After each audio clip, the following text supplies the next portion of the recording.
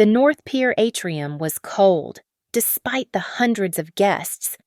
My husband walked in with his consultant, laughing as he threw his wedding ring at my chest. He dropped the divorce papers on the table like they were trash. He thought he had won. Exactly 1 minute later, my phone buzzed with a notification for $28 million that would be mine the moment I became single. My name is Marisol Hart, at 37 years old. I had spent a decade building a reputation in Chicago that had nothing to do with my husband's billions. Tonight, the North Pier atrium was a cathedral of glass and steel, shimmering under the weight of 500 guests who had come to celebrate my latest community development project. The air was expensive, smelling of lilies and cold champagne, but beneath the surface, it felt like a room full of hidden knives. Graham Wexler, my husband, and the billionaire architect of Wexler Dominion, was 45 minutes late. When the heavy glass doors finally swung open, he didn't slip in quietly. He marched through the center of the room with the practiced arrogance of a man who owned the air everyone else breathed. Tucked under his arm was a girl who couldn't have been a day over 24. Callie Rowe, his new brand consultant, wore a dress that cost more than a mid-sized sedan and a smile that told me she had already seen the inside of our master bedroom. Graham didn't come to my side. He walked straight to the podium and took the microphone from the startled MC. Marisol, "You've always been so good at the optics," Graham said, his voice booming through the high-end speakers. The room went silent. "You've spent years playing the saint with my money. But let's be honest with these people. You're a hobbyist. You're a liability who thinks she's a partner. And tonight? Well, tonight I think it's time everyone knows your true place." I felt the blood drain from my face, but I didn't move. I stood like a statue as he reached into his pocket.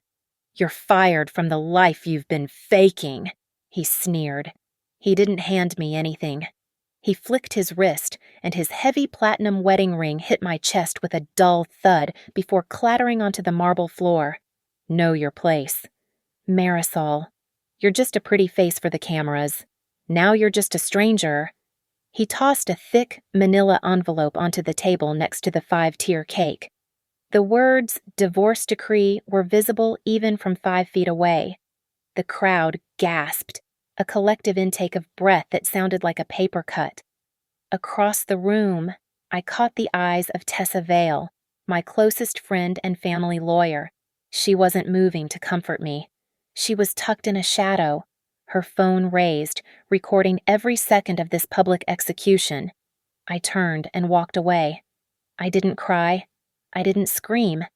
I went straight to the executive restrooms and locked the door. My hands were shaking, but my mind was a cold, hard diamond. Then, my phone began to vibrate violently. It was a call from the Hart Legacy office. "Ms. Hart, this is the trustee." The voice on the other end sounded like dry parchment. "We have been monitoring the public filings. We require a verbal confirmation of your marital status.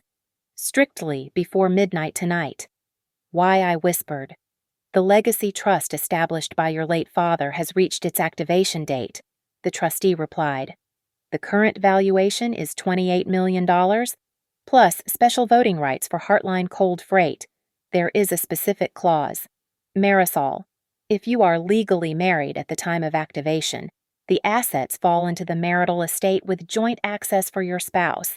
If you are single or in a state of legal separation, the assets remain your absolute personal property, $28 million, and a seat at the table of a logistics giant Graham had been trying to buy for 3 years.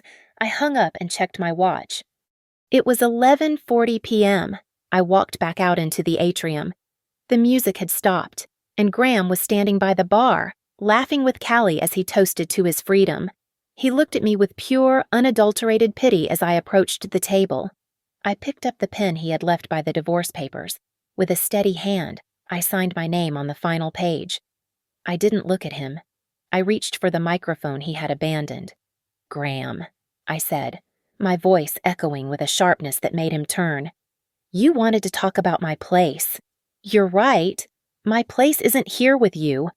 I pulled my phone out and hit the speaker button, holding it against the mic.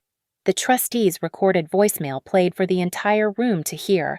Verification complete. Ms. Hart. The mechanical voice announced. The $28 million in the Heartline voting shares have been moved to your private holding. Since the divorce papers are signed and the separation is effective immediately, Graham Wexler has zero claim to these assets. Good night. The silence that followed was deafening. I watched the color leave Graham's face in a single heartbeat. His glass slipped from his hand, shattering at his feet, but I was already walking toward the exit. I didn't need the ring. I had the keys to his empire. By 8 o'clock the next morning, the city of Chicago was just waking up, but Tessa Vale was already standing before a judge. She filed an emergency motion to bifurcate the divorce, a legal maneuver to terminate the marital status immediately while leaving the messy war over assets for later. It was a surgical strike to ensure that the moment the clock struck noon, Graham Wexler was no longer my husband in the eyes of the law. We are severing the cord right now, Tessa told me over a new, encrypted phone line. He will try to claim the trust was marital property if we wait even one more day. We need to be fast. While she handled the law, I handled the walls. For 6 hours straight, I transformed my life into a digital fortress. I swapped my subscriber identity module card, locked every joint bank account, and enabled two-factor authentication on every scrap of data I owned. I changed passwords that Graham might have guessed, using strings of random characters he could never find in our history. By 2 o'clock in the afternoon, I was a ghost in my own networks. Graham didn't take the silence well. He pivoted from the arrogance of the gala to a desperate, suffocating siege. My office landline rang every 10 minutes. A courier arrived at my apartment with a bouquet of white roses so large it blocked the hallway. Then came a messenger with a velvet box containing a vintage Cartier watch and a handwritten note. Marisol, please, just pick up. The note read, I was out of line. It was the stress of the merger. We can fix this. We have to. I didn't feel a flicker of nostalgia. I took a high-resolution photograph of the roses, the watch, and the note. I logged the delivery time down to the second. Tessa's voice echoed in my head. Don't argue. Marisol, just record. Every bouquet is a brick in the wall we are building around him. The escalation turned dark at exactly 12 o'clock at night. My laptop chimed with a high-priority alert from my credit monitoring service. Someone had just submitted an application for a fast-track personal loan of $50,000 using my social security number and legal name. My heart hammered against my ribs as I logged into the portal. It was not just a loan. There were 6 failed attempts to reset the passwords on my private investment accounts. The security questions were the chilling part. What was the name of your first foster dog? What street did you live on when you were 10 years old? These weren't things a hacker could find on the dark web. They were pieces of my soul that I had whispered to my husband in the dark. I called Tessa immediately. Her voice was sharp, devoid of sleep. This is a gift, Marisol. He just turned a messy divorce into a financial crime. Judges might be bored by cheating, but they hate identity theft and fraud because the numbers never lie. The next day, I stood in the marble lobby of my primary bank. I sat across from a fraud investigator as he printed out the documents. He showed me the digital logs and the scanned images of the loan application. The Internet protocol address for these attempts traces back to a private server, the investigator said. And look at the signature on the physical backup form. I looked at the paper. It was my signature, but the loops were too perfect, the pressure too even. Seeing my own name forged felt like seeing someone else wearing my skin like a coat. A cold, crystalline clarity settled over me. This wasn't just about a mistress or a bruised ego for Graham. This was a hunt. I need copies of everything, I said, my voice trembling with a cocktail of rage and resolve. Every log, every single forged letter. I want it all. Just as I was leaving the bank, a notification popped up from the United States Postal Service Informed Delivery System. A request had been filed 2 hours ago to forward all my physical mail to a new address. It was not my office or my apartment. It was a warehouse in a desolate industrial strip in Cicero, a place I had never stepped foot in my entire life. Graham wasn't just trying to take my money. He was trying to intercept my history. The air in Cicero smelled of wet gravel and diesel exhaust. We pulled up to Parcelport Mail Suites, a squat, gray building sandwiched between a heavy machinery graveyard and a windowless warehouse. It was the kind of place where secrets went to hide in plain sight. Beside me, Tessa was already unbuckling her seatbelt, her face set in a mask of professional fury. In the back seat sat Roman Pike, a legal assistant who looked more like a retired linebacker. He was there to be our neutral witness and, if Graham had left any surprises, our muscle. The manager of the facility didn't even look up until Roman placed his identification on the laminate counter. 5 minutes later, we were standing in front of box 412. "Wait," I said, my voice catching as I looked at the registration card the manager had pulled. My heart did a slow, painful roll in my chest. "Look at the contact number for this box." Tessa leaned in. It was my name on the account, but the phone number listed was Graham's private line. It was a tiny detail, a slip of his God complex, but it felt like a cold blade pressed against the back of my neck. He hadn't even bothered to give me a fake number. He was that sure I would never find this place. Roman used the key we had obtained through a court-sanctioned records request. The door swung open, revealing a thick stack of white envelopes. We spread them out on a nearby sorting table. Inside were photocopies of my birth certificate and passport, documents I had reported missing from our home safe 3 months ago.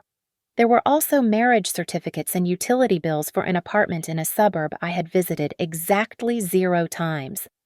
"He's building a paper trail of a life you don't live," Tessa whispered, her eyes scanning a forged electric bill. "He's creating a fake residency, probably to file for something in a jurisdiction that favors him." But the deeper we dug, the colder the trail became. At the bottom of the pile was a printed chain of internal emails. The header read, "Heartline Cold Freight." My breath hitched.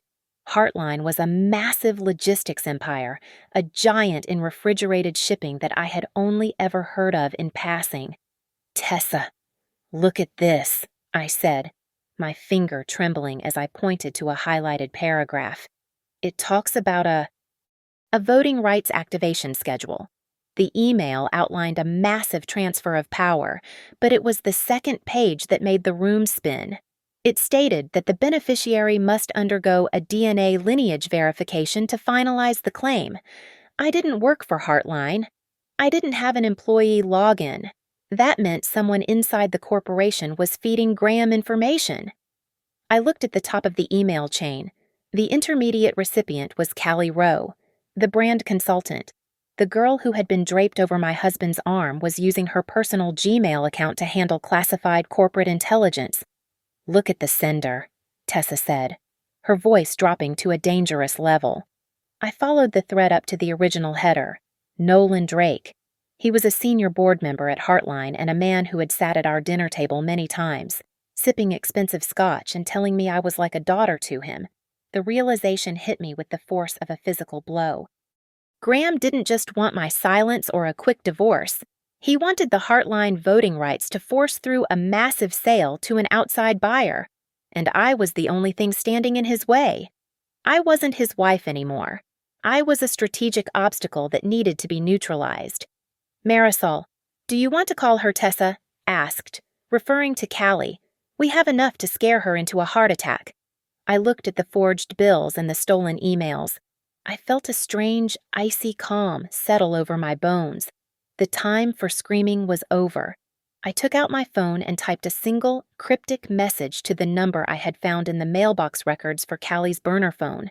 "I have the Heartline headers and Nolan's name.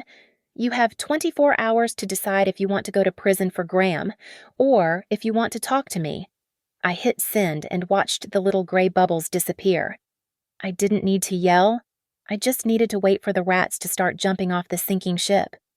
I chose the hush line because the ambient noise was loud enough to swallow a confession, but the security cameras were high definition and hardwired. Callie Rowe walked in 10 minutes late, wearing a vintage leather jacket and an expression of practiced boredom. She probably expected a scene, a tearful wife begging for her husband back or a glass of wine thrown in her face. She sat down and leaned back, crossing her legs with a smirk. But when she saw me, her expression faltered. I wasn't crying. I was sitting perfectly still, a thick folder of documents resting between us on the scarred wooden table. "Look, Marisol," she started, her voice airy and dismissive. "If this is about the gala, Graham and I are... well, we're happy. You should just move on." I didn't blink. I simply pushed the folder across the table. "I didn't invite you here to talk about who you're sleeping with." "Callie," I said, my voice cutting through the jazz music like a razor. "I'm here because you are a primary suspect in a felony fraud investigation. I'm here because your personal email is currently a roadmap for identity theft and corporate espionage." Callie's smirk didn't just fade. It vanished. She opened the folder and saw the logs from the Parcelport mailbox, the Heartline headers, and her own Gmail address highlighted in neon yellow. I don't know what this is," she stammered, her hand beginning to shake as she flipped through the pages. "Yes, you do," I replied. "You weren't just a mistress. You were a project assistant. Graham had you researching trust laws, finding ways to delay court rulings, and drafting a script to convince the world I was mentally unstable. How much is he paying you to risk 10 years in a federal penitentiary?" Callie looked around the bar, her fake confidence collapsing into pure, unadulterated fear. She reached into her bag and pulled out her phone, her thumb hovering over the screen. He told me it was legal," she whispered, her voice cracking. "He said you were having a breakdown and he had to protect the company. But look at this. Look at what he sends me." She turned the screen toward me. It was a thread of text messages from Graham. There was no romance, no sweet talk. It was cold and transactional. One message from 2 nights ago stood out in stark white text: "Get the DNA sample before she reaches the board. I don't care how you do it. Just make her look like she's losing it. He doesn't love you, Callie," I said. "He's using you as a buffer between him and the crimes he's committing. He even has a mentor for this." "Doesn't he? Nolan Drake?" Callie's eyes widened. She nodded slowly. "Nolan is the one giving him the internal files. They want to sell Heartline to a private equity firm, but your voting rights stop them. Graham is panicking because the deadline is so close. He's forcing me to sign a false affidavit tomorrow. He wants me to swear under oath that you've been threatening him, that you're paranoid and delusional. If you sign that, you're committing perjury," I said. "And I will make sure the judge sees the metadata on these texts. But I'm going to offer you a way out, a 100% practical deal. You become a whistleblower.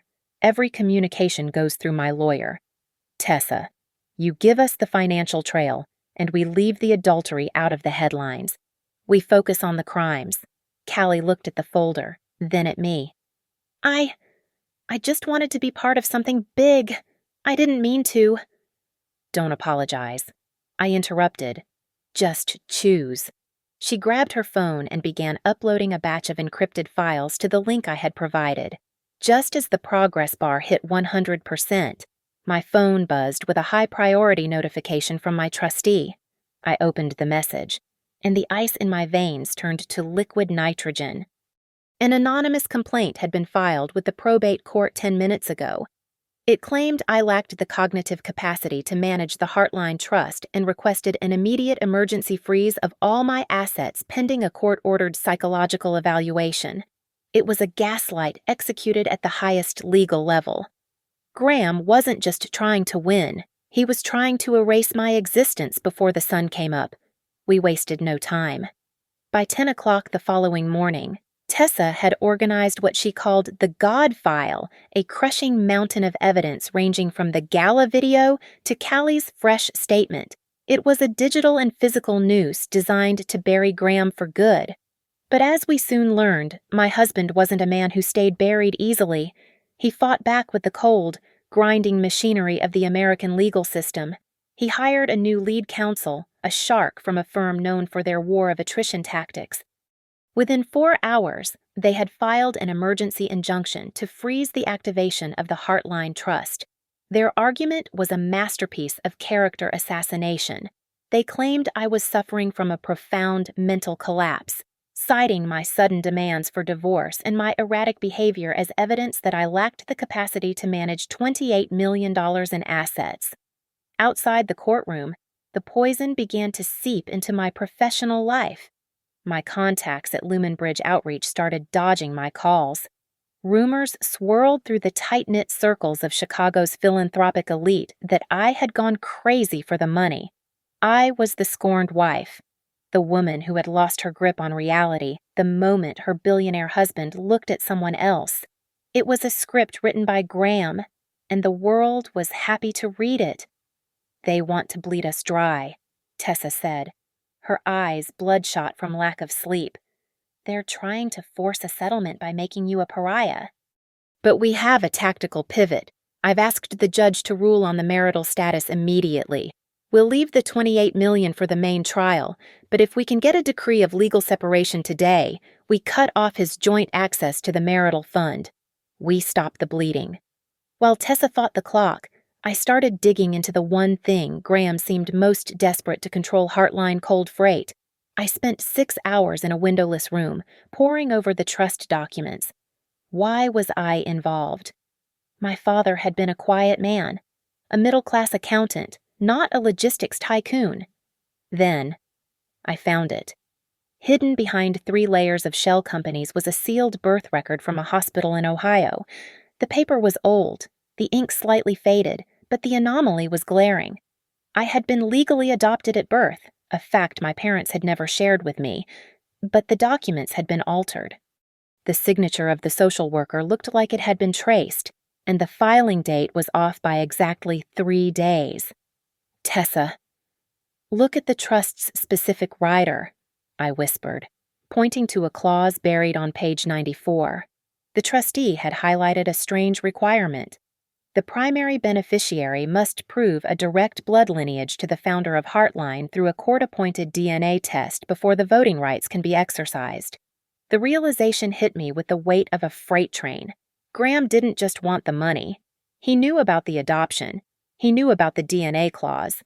If he could prove I wasn't a blood relative, the voting rights wouldn't just vanish. They would move to the next person in the line of succession.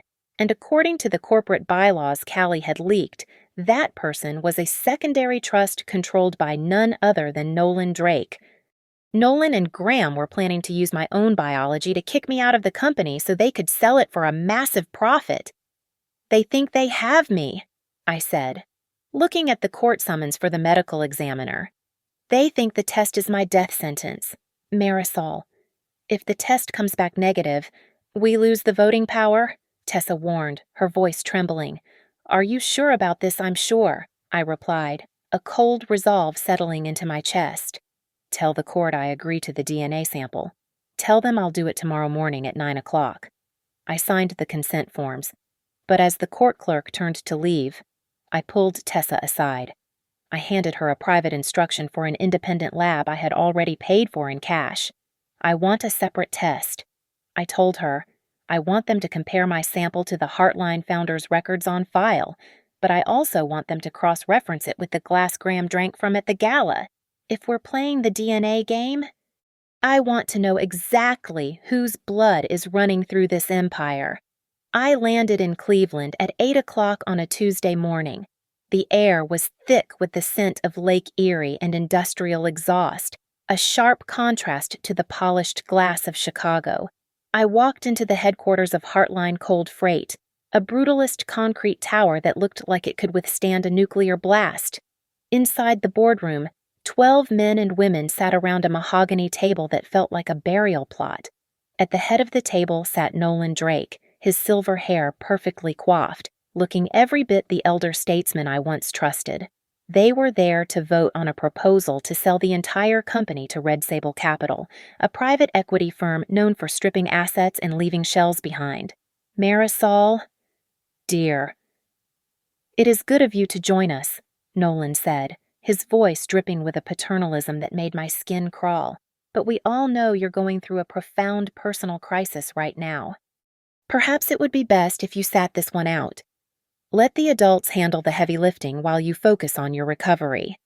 I didn't sit down. I stood at the foot of the table and opened my laptop. I'm not here for a therapy session.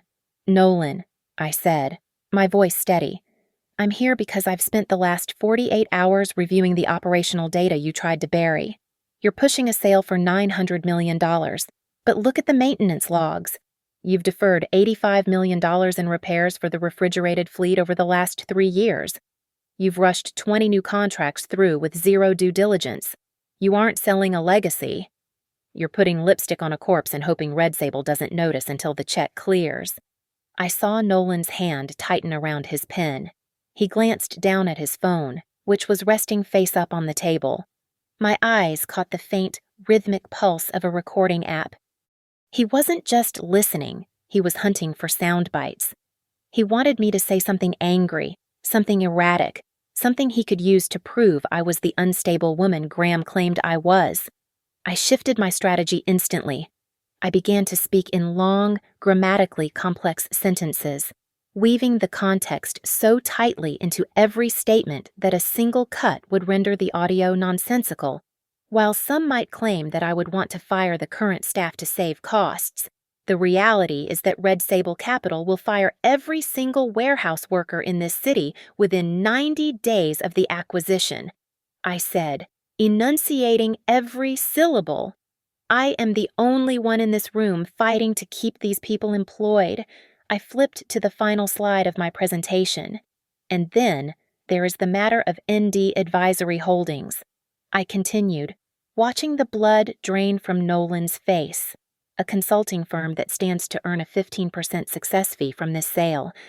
A firm whose primary beneficiary is you, Nolan. That isn't a merger. That's a heist. The board began to murmur. I saw 2 members exchange a look of genuine doubt. For a moment, I thought I had him. But Nolan didn't get to his position by being weak. He simply smiled, a slow, predatory curve of his lips. Thank you for your input. Marisol, he said. By 7 o'clock that evening, the counterattack hit. A file was leaked to the internal company server and forwarded to every major logistics trade publication in the country. It was an audio clip of my voice, stripped of all context and surgically spliced. I will fire employees. My voice rang out in a jagged, distorted loop. I will fire every single warehouse worker in this city. The reaction was instantaneous. By 8 o'clock, the Heartline Union representatives were calling for my immediate removal. By 9 o'clock, the industry blogs were screaming about the billionaire's wife who had lost her mind and was taking it out on the working class. My reputation, the only thing I had left that Graham hadn't touched, was being systematically dismantled in real time. Just as I was heading back to the hotel, my phone buzzed. It was not the union. It was a legal notification from Graham's team. He had filed a new secondary lawsuit in Chicago. The charge wasn't just mental instability anymore. Based on the leaked audio, he was accusing me of trust manipulation and a breach of fiduciary duty. He was using the very lies he had manufactured to ask the court for an emergency permanent injunction to strip me of my voting shares before the DNA results could even be read. He was trying to finish me before I could find out who I really was. The email from Callie Rowe arrived at 3 o'clock in the morning, a digital ghost in my inbox. It contained a compressed file of billing logs and internal project codes from Graham's firm, Kerrigan Insight Partners. He had been sloppy. To fund his obsession with my trust, Graham had used company hours and high-priority project codes to pay for private investigators and legal research. He was essentially stealing from his own partners to finance a war against his wife. I spent the next 4 hours drafting a formal letter of complaint to the compliance department at Kerrigan Insight Partners. I didn't write as a scorned wife. I wrote as a high-risk legal stakeholder, attaching the logs that showed Graham's misappropriation of firm resources. But the real bomb was buried in the older metadata. I found a series of meeting logs dating back 7 years between Graham and Nolan Drake. They weren't just business acquaintances who had recently crossed paths. They had been secret allies for nearly a decade, long before the Heartline Trust was even a whisper in my ear. They had been waiting for me to hit 37, the age of activation, like vultures circling a calendar. The fallout was swifter than I expected. By noon, the board at Kerrigan Insight Partners had opened an internal investigation. They seized Graham's company laptop and placed him on an immediate, unpaid suspension. For a man like Graham, whose entire identity was built on the foundation of his professional power, this was a public decapitation. By 3 o'clock, he began to crack. He didn't call me directly, knowing that would be a violation of the temporary restraining order, but he sent a revolving door of third-party messengers to my office at Lumen Bridge Outreach. Marisol. Please, a former colleague of ours said, cornering me in the lobby while holding a heavy envelope. Graham is in a bad way. He just wants to talk. He says you're destroying everything he worked for. I didn't argue. I didn't even speak. I simply pulled out my phone and recorded the entire interaction, capturing the messenger's face and the envelope they tried to force into my hands. Tell him every person he sends here is another count of harassment, I said, my voice as flat as a dial tone. I am recording this. Leave now. Tessa was already at the district attorney's office. She wasn't just filing for a divorce anymore. She was handing over a silver platter of evidence regarding identity theft and financial fraud. We are shifting the pressure, Tessa told me when she returned. The civil court is too slow. The criminal system? Well, that's where the real teeth are. That evening, I received a restricted call. Against my better judgment, I answered. It was Graham. His voice was different. Gone was the booming arrogance of the billionaire at the gala. He sounded small, breathless, and terrifyingly soft. Marisol, listen to me, he whispered, and I could hear the tremor in his hands through the speaker. We don't have to do this. I'll withdraw the mental capacity claim. I'll let the divorce go through quietly. We can walk away as friends. Just call off the DNA procedure. You don't need to do the test. Marisol, it's better for everyone if we just leave that alone. The hair on my arms stood up. It wasn't a plea for peace. It was a confession of terror. He wasn't afraid of the money or the fraud. He was afraid of the truth hiding in my blood. Why? Graham, I asked. My voice barely a breath. What are you so afraid they'll find in that report? It's not about fear. It's about protection. He stammered. You don't know what you're opening. Just stop the DNA test, and I'll give you everything else. I'll see you in court. Graham, I said, and hung up. The final blow of the day came an hour later. The court had set the date for the final evidentiary hearing. It was scheduled for the following Monday at 9 o'clock in the morning. It was the exact same day and the exact same hour as the deadline for me to sign the Heartline Trust activation papers in person at their headquarters 3 states away. Graham had used his last bit of influence to create a perfect trap.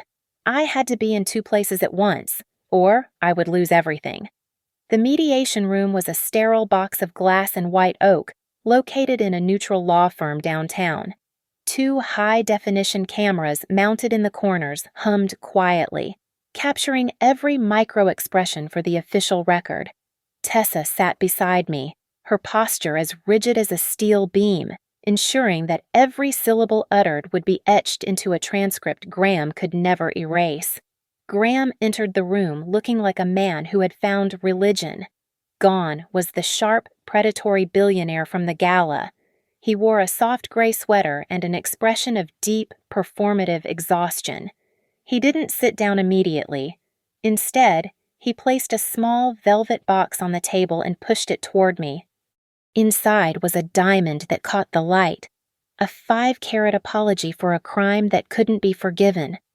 "Marisol, please," Graham said, his voice dropping to a shaky, intimate register. "I don't care about the companies. I don't care about the billions. I just want my wife back. That night at the atrium, it was a fever dream. I was lost. And I'm so sorry. I didn't look at the ring. I looked at the camera, then back at him. My heart didn't even skip a beat. I reached into my briefcase and pulled out a single sheet of paper, a waiver of beneficial interest. If this is truly about us, Graham, and not the Heartline voting rights, then this shouldn't be a problem," I said, pushing the document across the mahogany surface. "This is a total waiver. If you sign this, you legally renounce any claim to my trust, the logistics shares, and any marital portion of those assets, regardless of our status. If you just want your wife, you don't need my inheritance." Graham's eyes flickered to the paper. For 1/10 of a second, the mask of the grieving husband slipped. His jaw tightened, and his pupils dilated as he calculated the loss of $900 million in potential sale value. He hesitated, a silence that felt like a lifetime, before he forced a smile and picked up the pen. He believed his lawyers could find a loophole later. He believed that if he kept us married, he could still manipulate the board from the inside. He signed his name with a flourish. "There," he whispered, leaning in as if to touch my hand. "Does that prove it? I only want you. Just don't let the judge classify you as single. Not before the DNA is finalized. We need to stay a family for this to work. Marisol, please." The room went cold. Graham had just tied his motive to the DNA timeline on camera. He had admitted that my legal status as a single woman was the only thing he feared. Before he could realize what he had said, Tessa's laptop chimed with an incoming priority file. It was from Callie. She had found the smoking gun. Tessa turned the screen so Graham and his lead counsel could see the email. It was an exchange from 48 hours ago between Graham and Nolan Drake. The subject line was "Cold Storage Lockdown" in the body of the email. Graham had written, "We freeze Marisol with the capacity petition now. If she's deemed mentally unstable by Monday, the board can bypass her vote and close the Red Sable deal. By the time she recovers, the company will be gone and the cash will be in our offshore accounts." The silence in the room was absolute. Graham's lawyer, a man who charged $1,500 an hour to protect reputations, slowly closed his leather briefcase. He didn't look at Graham. He stood up, adjusted his tie, and walked toward the door without saying a word. He was abandoning a sinking ship. "This mediation is over," Tessa announced, her voice ringing with a predatory triumph. "We are going straight to the judge with the signed waiver, the video of your admission, and this email chain. We are asking for an emergency summary judgment." Graham sat there, the color draining from his face until he looked like a ghost. He tried to speak, his mouth opening and closing, but no sound came out. As we walked out of the building, my phone buzzed. It was a message from the Heartline trustee. "Ms. Hart, we have received the DNA report from the independent examiner." The text read, "However, per internal corporate bylaws, we cannot release the findings or the funds until the court issues a final ruling on your legal capacity. The report is currently under seal. It will be opened by the judge on Monday morning at 9 o'clock. The report was in..." The truth was sitting in a sealed envelope in a judge's chambers, and the next 48 hours would determine if I was a billionaire heiress or a woman who had just lost everything to a ghost in her own bloodline. The weather in Cleveland had turned into a nightmare by 9 o'clock on Sunday night. A sudden, Violent blizzard had grounded every flight out of the regional airport, turning the terminal into a sea of stranded travelers. But I couldn't be one of them. The clock was ticking toward a deadline that didn't care about the snow. "We have to drive," Tessa said, her voice tight as she gripped her tablet. "It is a 6-hour trip in perfect weather. In this storm. We will be lucky to make it to Chicago by 9 o'clock tomorrow morning." We rented a heavy 4-wheel drive SUV and hit the interstate. The world was a blinding wall of white, and the windshield wipers groaned against the freezing sleet. My hands were clamped onto the dashboard, my knuckles white as the tires slipped over patches of black ice. Every mile felt like a gamble with my life, but staying still was a guaranteed loss. At 2 o'clock in the morning, while we were crawling through a whiteout near the Indiana border, Tessa's phone pinged with a high-priority alert. "Nolan Drake just scheduled a contingency vote for the Heartline board," she whispered, her face pale in the blue light of the screen. "It is set for 10 o'clock tomorrow morning. That is exactly 1 hour after your trust deadline. If you aren't there to sign, or if the judge hasn't cleared your mental capacity by then, they will vote to sell the company to Red Sable before you can even stand up." Seconds later, my own phone buzzed. It was a text from Graham. No greeting, no pretension of kindness. "You can win the divorce, Marisol. You can take the house and the cars. But you cannot win the DNA. Give up before the judge opens that envelope." He sounded so certain. He knew I was adopted, and he believed that single fact would strip me of my heritage and my power. I stared out at the swirling snow, my heart hammering a frantic rhythm against my ribs. I hadn't slept in over 24 hours, and the exhaustion was starting to feel like a physical weight on my lungs. I didn't close my eyes. I spent the rest of the drive reviewing the God file. Tessa had already transmitted the digital copies to the judge's clerk, ensuring that Graham's lawyers couldn't bury us in procedural delays. We were walking into that courtroom armed with every lie they had ever told. We pulled into the parking garage across from the Cook County Courthouse at 8:30 on Monday morning. I looked at myself in the vanity mirror. My eyes were bloodshot and my skin was sallow, but my suit was crisp and my hair was pulled back in a sharp, professional bun. I had to look like the sanest, most stable person in the building. As we walked through the grand marble hallway, the heavy oak doors opened and Graham stepped out. He was surrounded by a phalanx of expensive lawyers. Callie Rowe was walking 10 paces behind them, looking small and nervous. Graham looked at me and let out a short, dry laugh. "You look terrible, Marisol. Maybe you should just go home and rest. You don't want to be awake for what happens next. I've never felt more awake in my life." "Graham," I replied, my voice echoing off the high ceilings. We entered the courtroom. The air was thick with the smell of old paper and floor wax. Callie didn't sit with Graham's team. Instead, she walked to the row directly behind the prosecutor and handed a folder to the court bailiff. She was officially filing for whistleblower protection.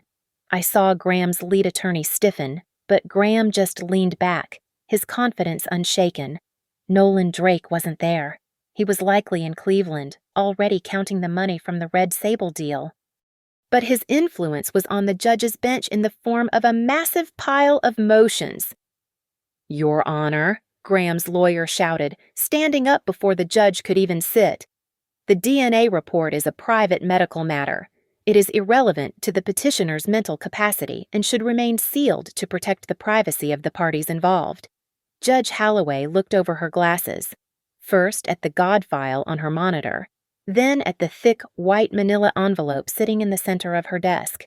"This report is directly tied to the beneficiary clauses of a trust valued at $28 million, the judge said, her voice cutting through the legal posturing. "And given the documented allegations of identity theft and financial fraud, this court needs the full picture. I am opening the seal." Graham didn't flinch. He sat back and crossed his legs. a slow, predatory smirk spreading across his face. He looked like a man who had already read the final page of the report. I looked at the envelope as the judge reached for a letter opener. The clock on the wall struck 9 o'clock.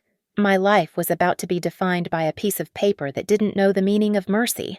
The gavel hit the wood with the finality of a gunshot. Judge Holloway called the court to order, her eyes scanning the room like a hawk. Graham's lawyer stood up immediately, his voice smooth and dripping with a false sense of concern that made my stomach turn.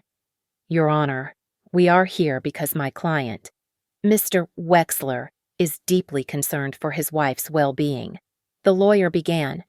"Marisol Hart has spent the last week spiraling into a state of paranoid delusion. She is inventing corporate conspiracies, forging accusations of fraud, and threatening the very foundation of a multi-million-dollar logistics empire. We ask this court for an immediate, permanent freeze of the Heartline assets. She is unstable. She is a danger to the legacy she claims to protect." Tessa didn't wait for him to finish. She stood, her posture like a blade of cold steel. "Stability is a matter of record, Your Honor, not opinion," Tessa countered, her voice ringing through the silent room. "We have submitted the God file. It contains the Internet protocol logs from the $50,000 loan application Graham Wexler attempted to take out in my client's name. We have the mail forwarding documents from a warehouse in Cicero. We have documented every single time Mr. Wexler violated the no-contact order through third-party harassment. This isn't a spiral. It is a calculated criminal campaign to silence a woman before she can exercise her legal rights." Then, Callie Rowe was called to the stand. The room went cold. Graham's face twitched as he watched the girl he had used as a shield walk toward the witness box. Callie's hands were trembling, her voice barely a whisper into the microphone. "Graham told me to build a narrative," Callie said, her eyes fixed on the floor. He and Nolan Drake had a spreadsheet. They timed the capacity petition to hit right before the Heartline board meeting so they could bypass Marisol's vote. "He told me if I didn't help him make her look crazy, I would be the one going to jail. It was all just a game to them." Graham let out a sharp, mocking laugh that echoed off the marble walls. "She is a jilted consultant," he shouted, ignoring his lawyer's frantic tug on his sleeve. "And we have proof of my wife's own words. She wants to burn it all down." He gestured to the audio clip he had submitted. My voice, jagged and cold, saying I would fire every warehouse worker in the city. Tessa didn't blink. She handed a data drive to the bailiff. "That audio was created 48 hours ago on a server owned by a proxy firm linked directly to Nolan Drake," Tessa said. "The metadata proves the file was surgically spliced from a recorded meeting. It is a digital forgery intended to incite labor unrest. It is a felony." Judge Holloway leaned back, her expression unreadable. She signaled to the court secretary, who brought forward the thick, white manila envelope from the Independent Examiner. "The DNA report." Graham leaned forward, a confident, predatory smirk returning to his lips. He was so sure. He believed the adoption records from Ohio would be the end of me. He thought my blood would betray me. The judge opened the seal slowly. She lifted the report and read the conclusion in a voice that was as dry as bone. "The results are conclusive," the judge announced. "The testing confirms that Marisol Hart is the direct biological descendant of the Heartline founder. The adoption papers were a legal redirection, but the bloodline is undisputed. However, there is a secondary finding in this report that the court cannot ignore." The judge looked directly at Graham. The Independent Examiner cross-referenced the samples provided. "Graham Wexler, the DNA you have used to maintain your own family's succession claims for the last 10 years. It does not match the Heartline lineage you have claimed in your corporate filings. It appears you are the one with a fraudulent history. Your entire claim to your board seat is based on a falsified birth record." The room exploded. Graham jumped to his feet, his face turning a violent shade of purple. That's impossible," he screamed, his voice cracking with a sudden, sharp terror. "The records They were supposed to be. You can't do this. Sit down. Mr. Wexler, the judge barked, her gavel slamming down 3 times. One more word and I will have you removed in shackles. This court finds Marisol Hart fully capable. I am dismissing the capacity petition with prejudice. The trust is activated. The voting rights are hers. Furthermore, I am referring the evidence of identity theft, billing fraud, and lineage falsification to the district attorney for immediate criminal investigation. Mr. Wexler, you are ordered to surrender your passport by 5 o'clock today. Graham turned to Callie, his eyes wide and pleading, searching for a lifeline, but Callie just looked straight ahead, her face a mask of cold relief. I didn't say a single word. I sat there in the silence that followed, listening to the final echo of the gavel. I watched the smile die on Graham's face as his own lawyers began to back away from him. He had tried to destroy me with a piece of paper, but in the end, the truth in my blood had no mercy for a fraud. Thank you so much for listening to this story. I would love to know where you are tuning in from today, so please leave a comment below to join the conversation and share your thoughts. Don't forget to subscribe to the Mia Revenge Stories channel, like this video, and show your support by hitting the hype button so more people can hear this story. See you in the next one.